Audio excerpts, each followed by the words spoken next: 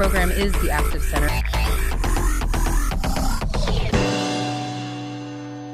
And if you've glanced at the news today, you know the world basically changed overnight with Operation Epic Fury. That's President Trump's massive military strike on Iran. Yeah, it's pretty much dominating everything right now. It really is. But if you're just looking at a map of the targets, you are kind of missing the actual story here. Yeah. To really understand the strategy, we have to do a deep dive into this through the lens of Niccolò Machiavelli, specifically his 1513 treatise, The Prince. Which sounds like a bit of a stretch at first, but I mean, it really is the only way to make sense of the sheer scale of this. This isn't your standard modern diplomatic tit for tat. No, not at all. The administration is applying a very specific Machiavellian concept here. The idea that a ruler has to be prepared to enter into evil when necessity commands it, just to save the state. And that sets the stage for everything we are seeing unfold. The administration has essentially decided that the end justifies these specific, very extreme means. Exactly. And the end they are going for is the absolute prevention of an Iranian nuclear weapon, plus the total neutralization of the theocratic regime. Right, and the means to get there is where the shock value really comes in. They've completely discarded the idea of a proportional response. They really have. What we're looking at is an unprovoked opening decapitation strike.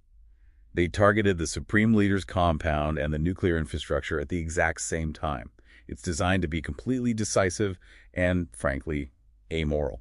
It's a total rejection of the status quo. We've been in this sort of Cold War standoff since the 1979 Islamic Revolution. Yeah, U.S. liberal democracy versus the Iranian doctrine of velayat-e faqih, the guardianship of the jurist. Exactly. And this operation signals that the U.S. is just done trying to manage that conflict. They're trying to end it entirely.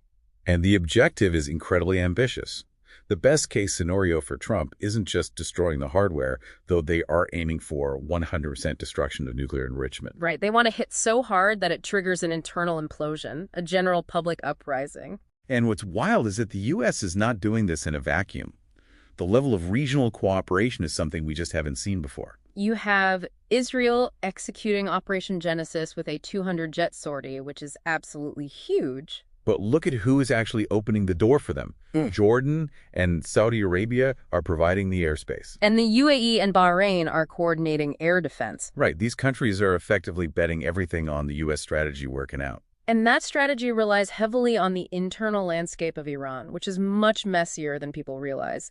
It's not just one solid block of bad guys. Not at all. You have the ultra-hardliners, led by Ayatollah Mir Bagheri, who control the IRGC. But you also have pragmatists in the mix, like former President Hassan Rouhani. Not to mention the opposition groups, like the Coalition of Political Forces of Iranian Kurdistan. The administration is counting on these fractures. If the pressure from the top is removed, or, well, vaporized, they expect the pragmatists or the public to make a move. But that directly leads to the question of succession. If the current structure collapses, who actually steps in? We're hearing names floating around like the exiled Crown Prince Reza Pahlavi, or even Hassan Khomeini, the grandson of the revolution's founder. Or we could see a nationalist military junta step in just to stop the bleeding. And that is the feasibility check we have to do here. Because military targets take days to destroy, but regime change, that leaves a massive vacuum. Right. Historical precedents like Iraq and Libya show us that decapitating a leadership often leads to chaos, not immediate democracy. It's a massive gamble on political realism. They are prioritizing a strict security result, meaning zero nukes, over the traditional stability of the region. That is the ultimate trade-off. They are betting the Iranian public is at a breaking point and will just do the heavy lifting of rebuilding. So here's the thought to take with you. This operation is designed to cut off the head of the regime to save the world from a nuclear threat. But if that decapitation succeeds, does it actually lead to a liberated pro-Western Iran? Or will the resulting power vacuum spark a region-wide civil war that no one is prepared to manage? That is the true risk of the Machiavellian approach. Yeah. Sometimes the means create an end you didn't bargain for.